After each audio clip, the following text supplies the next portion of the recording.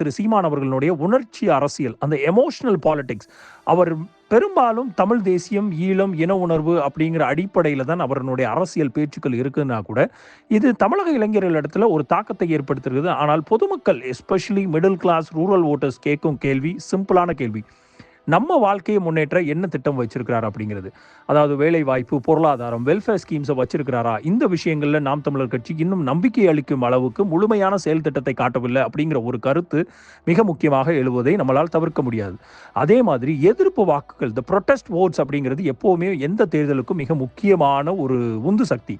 அப்போ என்டிகேக்கு வரும் வாக்குகளில் ஒரு பெரிய பகுதி வந்து திமுகவுக்கு எதிர்ப்பான வாக்குகள், அதிமுகவுக்கு ஒரு விரக்தியாக உள்ள ஒரு வாக்குகள் அப்படிங்கிற இது வந்து ஒரு சப்போர்ட் ஓட் இல்லாமல் ஒரு ஆங்கர் ஓட்டாகத்தான் இருக்கக்கூடிய வாய்ப்புகள் நாம் தமிழர் கட்சிக்கு, சீமானுக்கு இருக்குது. அதுவும் இந்த தாவேகாவினுடைய வருகைக்கு அப்புறம் இது எப்படியான ஒரு தாக்கத்தை ஏற்படுத்த போகுங்கிறத இந்த 2026 தேர்தல் முடிவுகள் தான் பிரதிபலிக்கும். இதுல மிக முக்கியமான பிரச்சனை வந்து இந்த வாக்கு நிலைச்சிருக்காது, அதே மாதிரி அடுத்தடுத்த தேர்தலில் வேறு கட்சிக்கு மாற வாய்ப்பு அதிகம் அப்படிங்கிற அந்த பார்வையில் திரு சீமான் அவர்களுடைய மிகப்பெரிய ஒரு டென்ட்டாக இந்த 8 விழுக்காடுகளை வந்து அதிகரிக்க போகிறாரா இல்லை கம்மியாக்க போகிறாரா அப்படிங்கிறத 2026 தேர்தலில் நாம் தமிழர் கட்சியினுடைய வாக்கு சதவீதம் எப்படி இருக்க போகிறது தாவேகாவின் வருகைக்கு அப்புறம் அப்படிங்கிற அந்த ஒரு எதிர்பார்ப்பு வந்து ஒட்டுமொத்தமாக அரசியல் விமர்சகர்கள் மத்தியிலும் பொதுமக்கள் மத்தியிலும் இருக்கிறத நம்மளால பார்க்க முடியுது.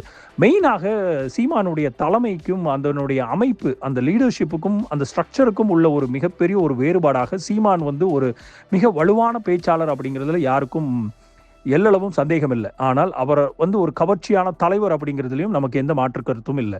ஆனால் ஒரு கட்சி வெல்றதுக்கு ஒரு ஸ்ட்ரக்சர் வந்து எப்போவுமே ரொம்ப ரொம்ப இம்பார்ட்டன்ட். அதுவும் டிஸ்ட்ரிக்ட் லெவலில் ஒரு ஸ்ட்ராங்கான லீடர் வேணும் அப்படிங்கிறதும் ரொம்ப ரொம்ப ஒரு பெரிய ஒரு கட்சிக்கு பலம்.